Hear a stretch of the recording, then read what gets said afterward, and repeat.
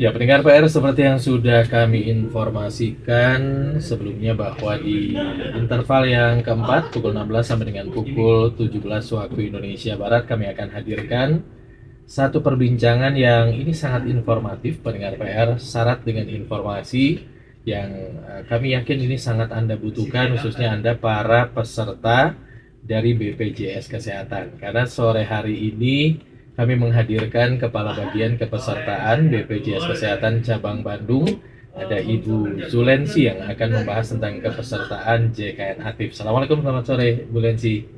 Waalaikumsalam warahmatullahi wabarakatuh. Selamat sore pendengar PRFM dan Sobat CKN di Kota Bandung. Ya, sehat Bu? Alhamdulillah sehat. Alhamdulillah, karena megang BPJS Kesehatan harus sehat selalu ya Bu Amin, Lensi ya. insya Allah. Oke, baik Bu Lensi, ini sebelum kita masuk lebih dalam ya, mungkin kita juga perlu sampaikan kepada pendengar PR yang belum benar-benar paham sebetulnya apa yang dimaksud dengan kepesertaan JKN Aktif itu, Bu Lensi. Mangga. Oke, baik, terima kasih untuk pendengar PRFM. Kepesertaan JKN Aktif artinya aktif bisa digunakan ya. Aktif ketika diperlukan. Jadi aktif di sini pesertanya aktif artinya iurannya dibayarkan. Oke. Gitu. Jadi ketika memerlukan itu bisa langsung digunakan saja, Ya, gitu ya, tidak ada karena masalah. statusnya aktif. Oke. Baik. Nah, sebetulnya mengapa status aktif ini sangat penting bagi peserta JKN, Ibu Lensi? Ya, yang pertama, kenapa status aktif ini sangat penting? Satu, kalau JKN aktif itu sekarang sesuai dengan regulasi yang ada ya, dari Inpres 1 2022 gitu ya, bahwa banyak sekali kementerian lembaga itu yang sudah mempersyaratkan kepesertaan JKN aktif. Oke. Gitu. Iya. Contoh misalnya kalau mau buat SIM, nah syaratnya JKN Oh, aktif. oke. Iya, Kemudian mau buat SKCK, syaratnya JKN JKN-nya harus aktif. Gitu. Oke. Kemudian karena memang ini ada instruksi Presiden nomor 1 tadi tahun 2022 gitu ya, kepada Kapolri gitu. Kemudian beberapa universitas juga di Kota Bandung juga sudah ada yang mempersyaratkan ketika mahasiswa akan registrasi juga ditanyakan JKN aktifnya. Oh, oke. Gitu. Kemudian misalnya Kementerian Kesehatan ketika akan mengikuti magang kedokteran gitu ya, internship juga ditanyakan JKN aktif. Oke. Jadi JKN aktif ini bukan semata-mata kita perlukan ketika kita berobat, akan ya. sakit gitu ya, Nah, ketika iya, akan iya. berobat ke paskes 1 atau paskes lanjutan, Mhm. tapi kementerian lembaga yang lain juga sudah banyak yang mempersyaratkan pelayanan publik itu untuk JKN aktif. Contoh tadi yang saya SIM sebutkan gitu dan ya. lain-lain. Atau misalnya sekolah-sekolah kedinasan juga sudah banyak. Oke. Kemudian misalnya pada saat rekrutmen juga ada juga beberapa perusahaan juga sudah meminta JKN aktif seperti itu. Jadi memang sudah banyak sekali persyaratan JKN aktif ini untuk layanan dan persyaratan perizinan. Oke, baik. Jadi selain ketika akan berobat, ternyata dalam kondisi sehat pun. Iya, betul. Jadi JKN aktif ini memang penting karena, nah ini artinya apakah memang tadi ya seperti membuat SIM gitu, itu apakah memang menjadi syarat mutlak gitu? Artinya kalau memang JKN-nya tidak aktif tidak bisa membuat SIM misalnya gitu? Oke, mungkin sebelum ke sana, pada prinsipnya kan kalau kita bicara ketentuan tentang sistem jaminan nasional gitu ya, sistem jaminan sosial kesehatan, pengelolaan JKN ini kan sifatnya kan gotong royong gitu. Jadi kenapa harus aktif kepesertaannya? Karena memang pembiayaan kesehatan yang cukup besar ini kita perlu bergotong royong. Ketika kita tidak gunakan, kita membayar iuran sehingga kepesertaannya aktif, kita sedang berbagi kepada peserta yang sedang sakit. Kenapa kita memang perlu JKN-nya aktif? Karena sifatnya tadi wajib, gitu ya. Nah, pertanyaannya tadi, apakah ketika saya mau bikin SIM ternyata belum punya JKN aktif gitu, jadi nggak bisa? Dia belum mandatori. Belum istilahnya menggagalkan itu tidak, tapi diberikan kesempatan kepada pesertanya gitu ya untuk mendaftar dulu, kemudian dengan bukti pendaftaran saja sudah cukup. Jadi sudah bisa melanjutkan prosesnya tadi gitu ya. Seperti itu. Karena sistem yang sudah dibangun juga tadi dengan menunjukkan bukti pendaftaran saja yang sebetulnya nanti mungkin dia bayar 2 minggu lagi gitu ya, itu sudah bisa seperti itu. Kalau misalnya BPJS-nya nunggak misalnya gitu ya, dengan bukti dia mengikuti program cicilan saja sudah cukup, dia sudah bisa melanjutkan untuk layanan publik itu gitu.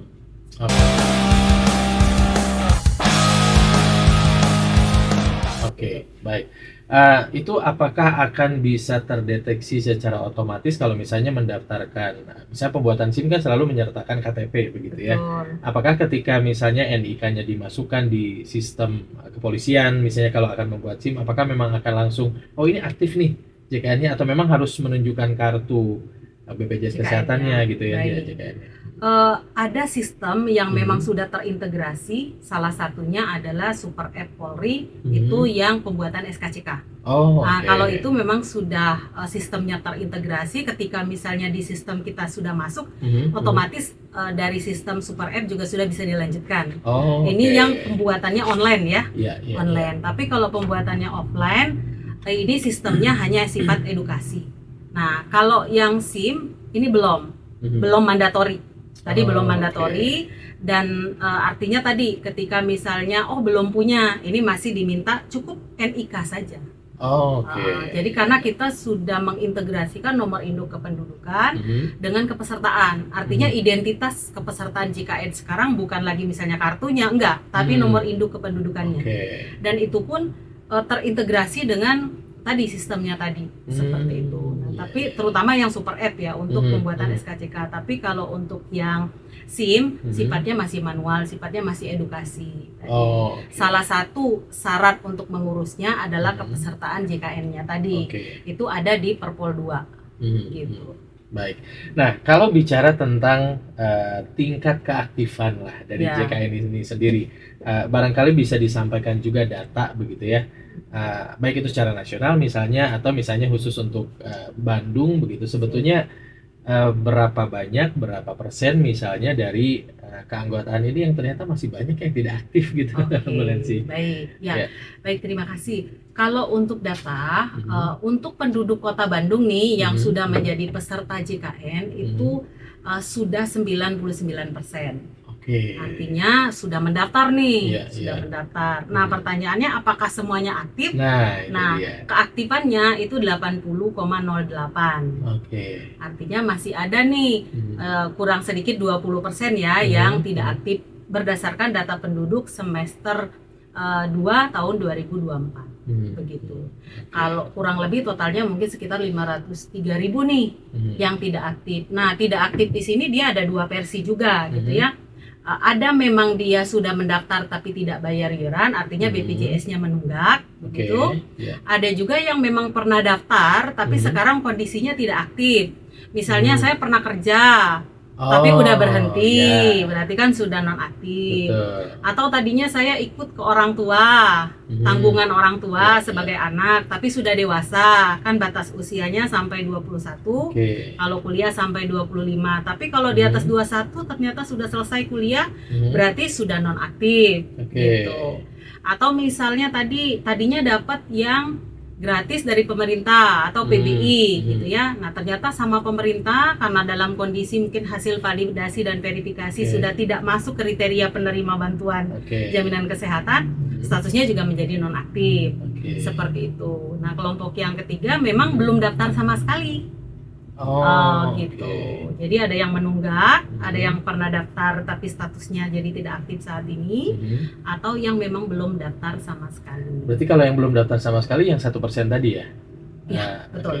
1%. Nah, kalau apakah terdeteksi juga misalnya mana yang lebih banyak di antara dua jenis ketidakaktifan tadi, Bu, yang memang menunggak misalnya, atau yang memang sudah tidak aktif karena tadinya bekerja kemudian berhenti?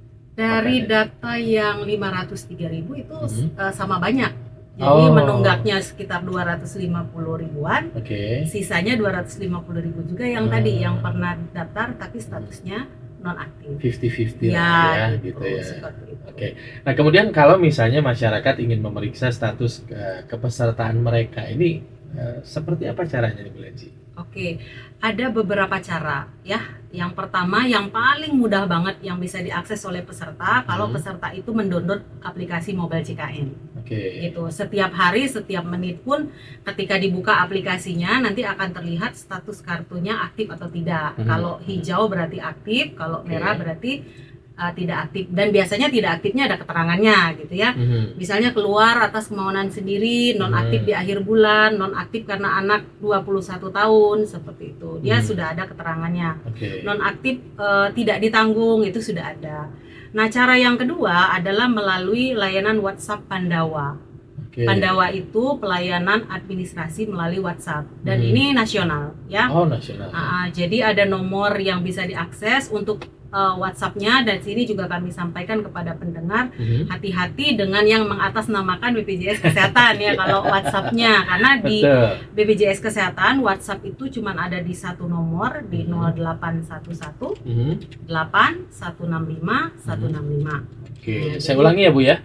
0811 165 165. Betul. Oke, nah, hanya ada satu nomor ya gitu ya.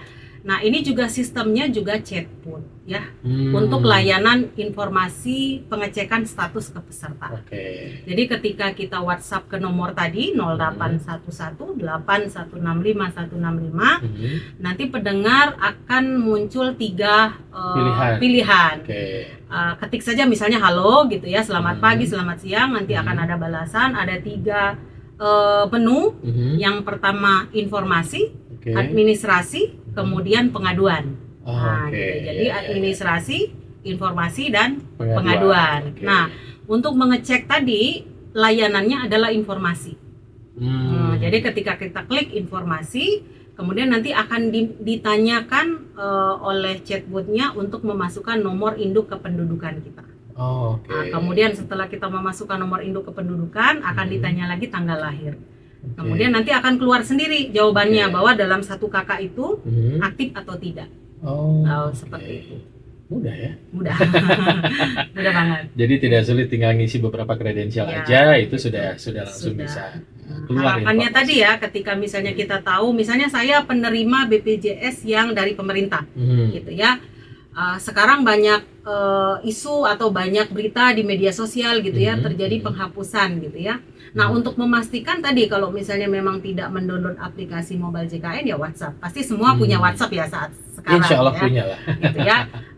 Ya tinggal sediakan saja gitu ya handphonenya untuk kita WhatsApp ke Pandawa namanya. Kemudian ketik halo, dibalas, kemudian pilih layanan informasi, ketik NIK-nya, ketik nomor tanggal lahirnya. Gitu ya, nanti dia akan menjawab. Nah, seketika misalnya tidak aktif di layanan Pandawa juga kita bisa melakukan pendaftaran. Nah, layanannya adalah administrasi yang kita pilih. Gitu. Di situ banyak macamnya. Semua layanan ada. Mulai dari layanan peserta mandiri, layanan bagi PNS, TNI, Polri, layanan bagi perusahaan swasta juga ada. Gitu. Jadi mulai dari layanan kita misalnya untuk mengaktifkan keterangan kuliah ada, bagi layanan pekerja misalnya. Kemudian kalau untuk pendaftaran yang mandiri tadi ya, yang bayar kita bayar sendiri, mau kelas 1, kelas 2, kelas 3 itu bisa di layanan Pandawa. Kemudian misalnya tadi saya BPJS-nya dari pemerintah, tapi sudah dihapus oleh pemerintah. Ya kriterianya mungkin mampu ya. Artinya kan kalau mau dapat lagi yang gratis, mekanismenya kan harus lapor lagi nih ke pemerintah melalui kelurahan atau desanya gitu untuk diusulkan lagi. Tapi kalau kita mau pilih yang bayar sendiri ya bisa di layanan WhatsApp tadi. Gitu. Tinggal pilih layanan pendaftaran mandiri atau tadi pengaktifan kembali status kepesertaan. Seperti itu. Baik ya. Mudah pendengar PR ya. Nah, ini informasi awal dari Bu Lensi, Kepala Bagian Kepesertaan BPJS Kesehatan Cabang Bandung, pendengar PR. Ini sudah muru dulu pertanyaan nih. Masya Allah. Tapi nanti kita akan bacakan selepas jeda ya. Kita istirahat dulu sejenak.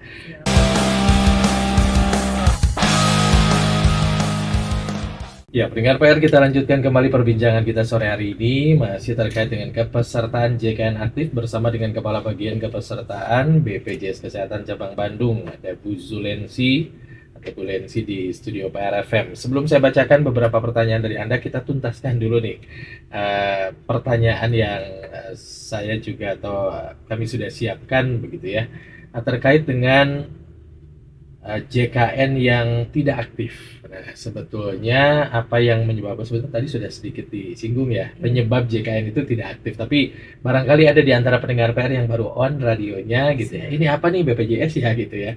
Nah, ternyata tidak mendapatkan informasi dari awal. Sebetulnya apa saja yang bisa menyebabkan status kepesertaan JKN seorang peserta itu menjadi tidak aktif, Bu Lensi? Oke, baik.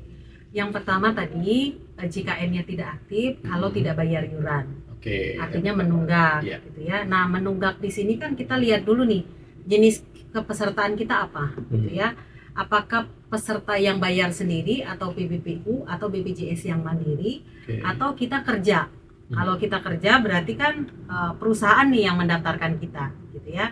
Nah, menunggak di sini kalau yang mandiri berarti individunya tidak membayar, kalau yang bekerja di perusahaan berarti perusahaannya yang tidak bayar. Oke. Ya, berarti nunggak di sini statusnya. Kalau yang kedua tidak aktif di sini karena memang sudah dinonaktifkan. Oke, karena perubahan status ya. Karena perubahan status tadi, misalnya tadi dapat yang gratis dari pemerintah, tapi karena sesuatu hal ada validasi dan verifikasi sehingga pemerintah menghapus. Seperti sekarang kebijakan PBIJK yang harus berdasarkan data sen, gitu ya, data terpadu sosial ekonomi nasional. Jadi ketika memberikan bantuan termasuk tadi PBI jaminan kesehatan penerima bantuan basisnya harus data sen. Gitu ya. Nah, telah dilakukan pemadanan di tingkat pusat gitu ya. Kemudian memang di Kota Bandung sendiri khususnya gitu ya, dan Jawa Barat sendiri umumnya itu ada 1,6 juta nih yang dinonaktifkan. Kalau Kota Bandung sekitar 28.238. Nah, berarti tadinya didaftarkan oleh pemerintah. Tapi karena tadi hasil validasi tidak masuk di data sen atau masuk di data sen tapi desilnya tidak memenuhi kriteria untuk menerima bantuan sosial, maka juga dinonaktifkan. Atau tadi kita pernah bekerja, sekarang sudah resign atau terdampak PHK, berarti kan BPJS-nya sudah tidak aktif.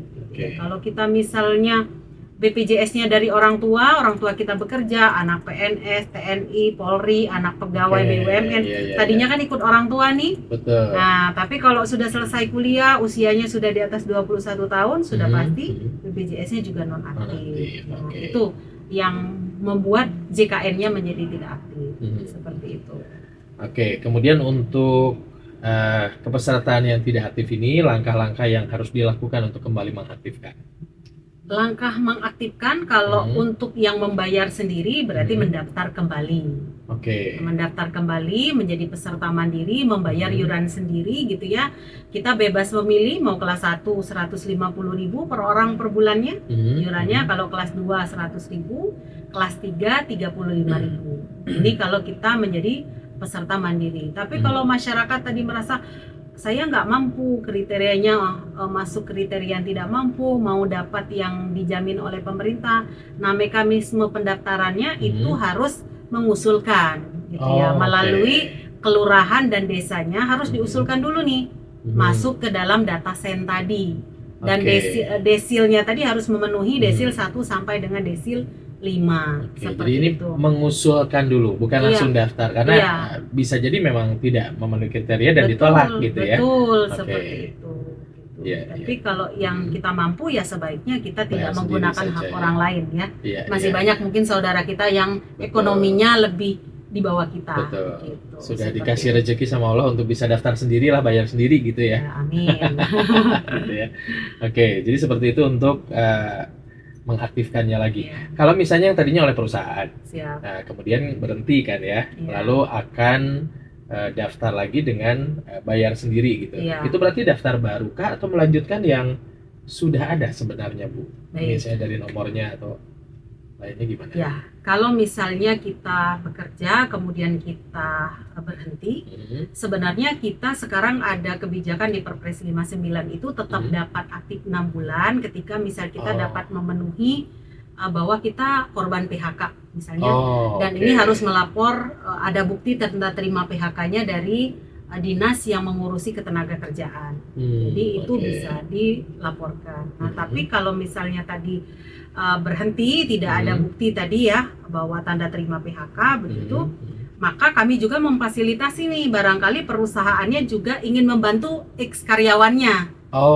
Ini ex karyawan saya nih udah berhenti nih, udah pensiun misalnya, udah berhenti bekerja, boleh dibantu oleh PIC-nya untuk mendaftarkan ke kami. Seperti itu. Kita ada namanya program Aku Mantap gitu ya. Jadi pemberi kerja ini ketika karyawannya berhenti tadi, kami daftarkan ke Mandiri. Di situ dia mau pilih kelas 1, 2, 3 juga bisa gitu. Atau tadi saya berhenti bekerja dari perusahaan tapi pasangan saya masih kerja loh. Saya kerja tapi suami saya misalnya PNS. Ketika saya berhenti bekerja, saya ingin dikembalikan lagi ke pasangan saya gitu ya. Itu juga bisa. Berarti nanti diusulkan tadi ada aplikasi Aku Mantap tadi untuk tadi mengajukan tadi pegawai yang sudah berhenti untuk dikembalikan kepada pasangannya. Itu kalau lewat perusahaannya. Tapi kalau ternyata perusahaannya tidak memfasilitasi begitu ya, berarti tadi mendaftar sendiri gitu. Mendaftar sendirinya tadi melalui kanal layanan Pandawa salah satunya, kemudian atau melalui layanan keliling kita BPJS keliling, atau ada layanan mall pelayanan publik yang di Jalan Cianjur kita bersama dengan pemerintah Kota Bandung seperti itu. Jadi bisa di mana saja, atau misalnya terkendala ya bisa juga di layanan kantor cabang. Tapi dengan kondisi yang saat ini kami berharap layanan online yang dipilih gitu ya. Karena bisa di mana saja, dan layanan Pandawa ini dia 7 hari, Senin sampai Minggu. Layanannya mulai tidak ada liburnya. Kemudian layanannya mulai dari pukul 8 pagi sampai 17.00 seperti itu. Dia nggak istirahat makan siang dulu, Bu? Mungkin ada shift tugasnya. Oke.